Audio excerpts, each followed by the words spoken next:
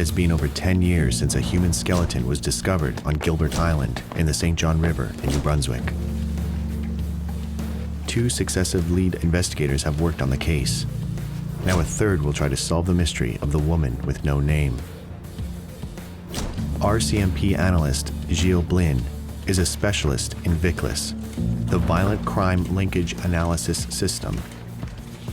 He is attracted by the challenge and asks for the file. I went through the box. I went through every piece of paper and every statement and every photograph in the box. Remembering that the case had not been solved, or we didn't know the identity of the person or what happened to the victim, and I wanted to keep an open mind. I was puzzled for the fact that this victim was found near a large center, had a smaller left arm, a female, and we had a description of her clothes. We knew where the clothes were even bought, and yet it remained unsolved. I found that very intriguing. Why have all the efforts to identify the victim failed over the last 10 years? Gilles Blin tries to find an explanation. There was a couple of possibilities. A, that the person was never reported missing. 2, she was from another country. She could have been from the United States, but we checked that as well. So now if she was missing from, for example, Germany or Europe, we would check with Interpol to see if they had a person reported missing matching the description of this victim.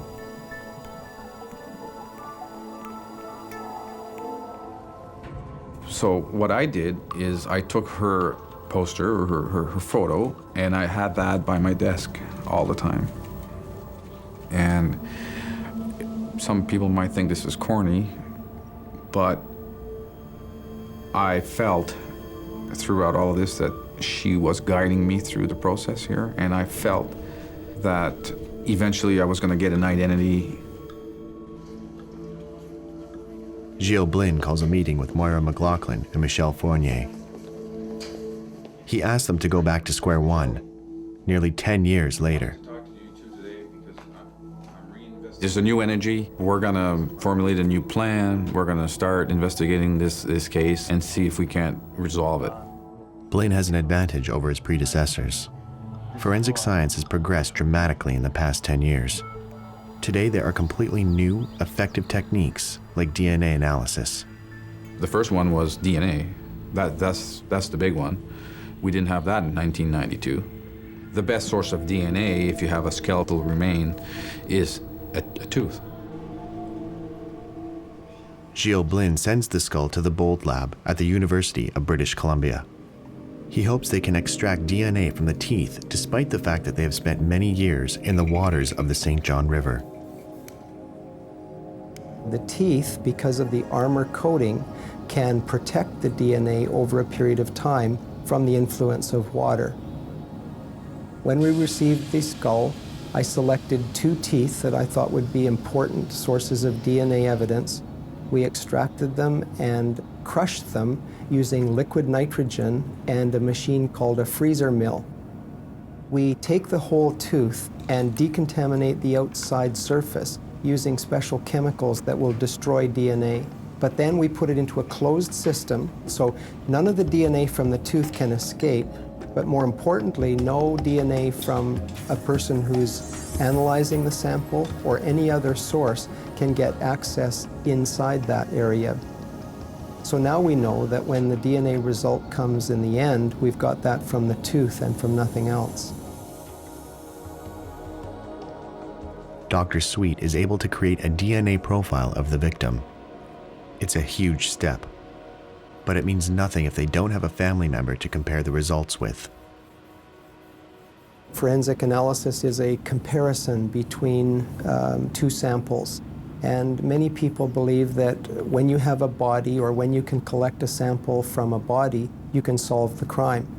In fact, you might be able to obtain a DNA profile, but it doesn't actually solve the crime until you come up with a suspicion who that person is, and then you can compare a known sample that's taken from them to be sure that you've identified the person.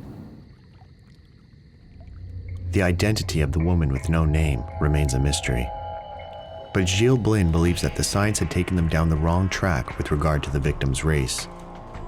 I've worked in this area for several years, and I've worked with First Nations people on numerous occasions. As a matter of fact, there's several First Nations community in the area that I patrolled, and there is no specific reason why I can say this, but my feeling, and right deep in my heart, I felt she was from First Nations. Looking at her, the reconstruction Michel had made, it's a strong feeling that I had that she was a First Nations person. When he shares his intuitions about the victim's Aboriginal background with Moira McLaughlin, she brings him back to the scientific reality.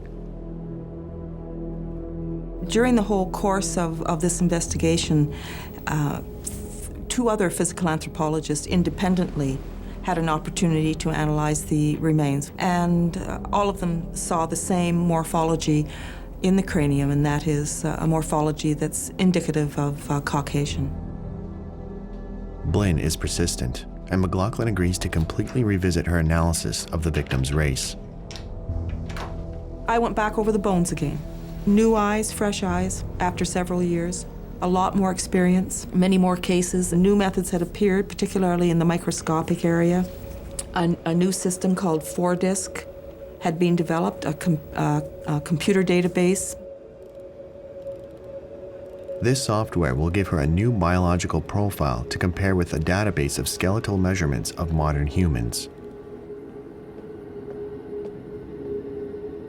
The person was a living human being at one point. She had a life. She had parents, perhaps people that loved her, perhaps children. And, you know, it's sad that someone met her fate and floated down a river by herself and stayed there for 2 years. It's a terrible story. And I felt really sad for this victim.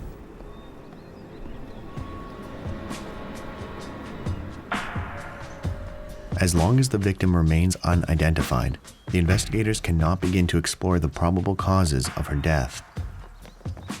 Will McLaughlin's new analysis prove Gilles Blin's hypothesis is correct?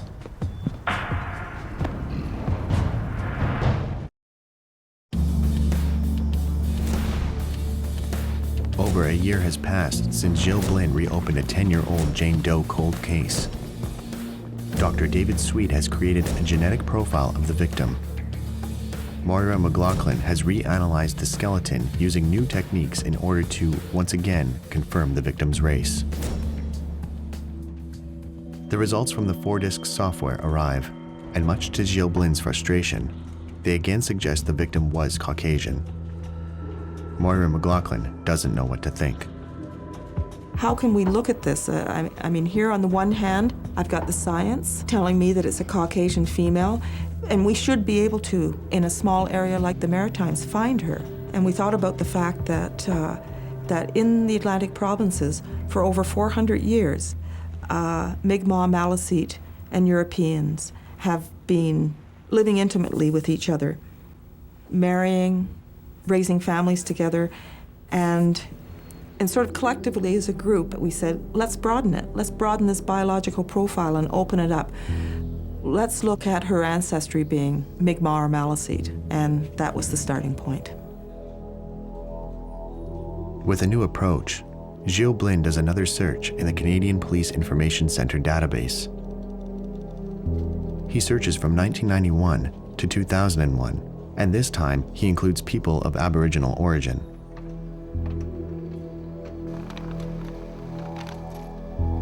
There was in excess of 5,000 missing females. I think I had 300 and odd pages of missing women on those printouts, so I had quite a few to go through. But you gotta remember, not all of them are victims of foul play. Some of them are missing for some odd reasons, runaways and so on. There's a great number that are missing due to foul play, but not all. Months of laborious work yield nothing. 5,000 missing women are checked, and 5,000 are ruled out. The conclusion was there was no match. Simple. I looked at them and then looked at them and looked at them again in the hopes of finding a match. and I didn't find any. Gilles Blin decides to call on the media throughout the country. One of the largest television networks in Canada agrees to do a special report on the reopening of the case. Well, two things can happen. Number one, we're going to get a lot of tips, and it's going to keep me busy for a long time. Or number two, we're not going to get any tips at all. Thousands of posters are printed and sent to all the police agencies across Canada and the northeastern United States. Gilles Blin also contacts police forces overseas. Days turn into weeks, and weeks into months. And once again, there is nothing but false leads. Thinking back, I had a lot of tips, but they were all vague tips. They didn't pan out. I was asked numerous times, do you get discouraged when a lead doesn't pan out? I said, no, I don't get discouraged, I just get more determined. That year, the fall in Fredericton is dreary and wet. Many people find the atmosphere depressing. The suicide rate hits an all-time high.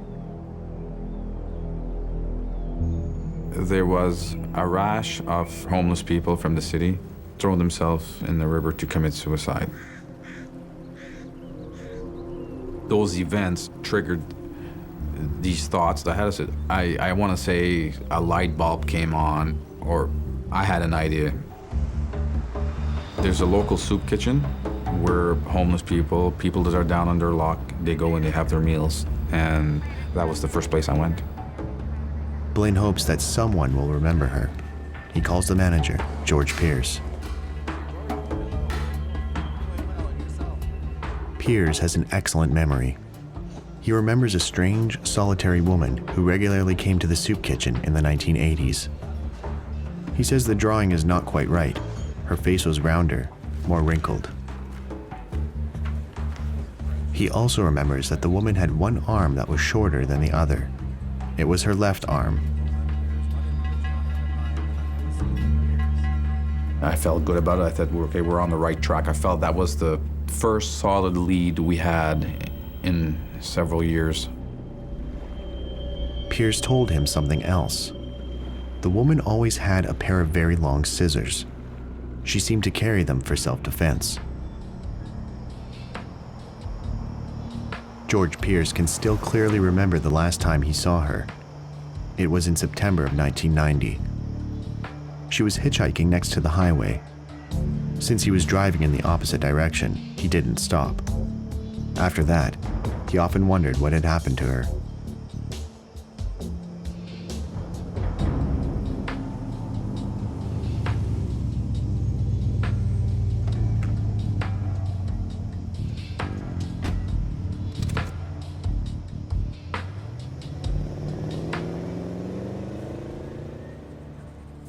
Gilles Blin calls the forensic artist, Michel Fournier. He says he would like to modify the drawing of the woman.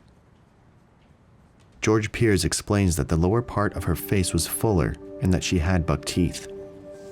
And more importantly, that the skin on her cheeks and neck were more wrinkled. With this new sketch, Gilles Blin again notifies the media about the case.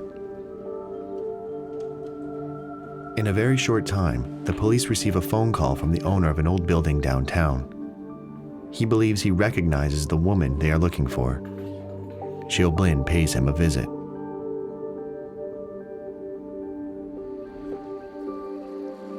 He had not seen this person for several years, and he didn't know where she was. And by viewing the composite drawing, he felt that perhaps this person was the victim that was found on the island. She was a solitary, quiet woman who lived on social assistance. He said she never cashed her last check. The owner remembers her name and knows where her parents live. And Constable Cole followed up on that, met with family members, and obtained some genetic material for DNA testing, and a match occurred, and the victim was identified.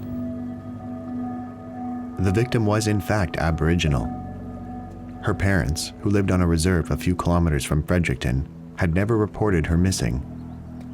They thought that she had simply left and hoped that someday she would return.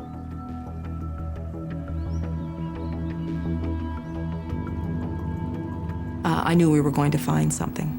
I knew that it was going to be important, and that these eagles were connected in some way with that individual. And as it turned out, they were important birds to this woman too, in her cultural life. So whether they were looking after her, whether they were bringing us there, I don't know, but for me there's a connection. And I'm glad they were there. Yeah. I can't explain the feeling it is when the victim, all of a sudden we know who it is. We're able to bring that victim home. Now spiritually, that victim is now able to rest in peace. Gilles Blin has finally put a name to a decade-old case file. Out of respect for her family, we will leave her secret in the waters of the St. John River.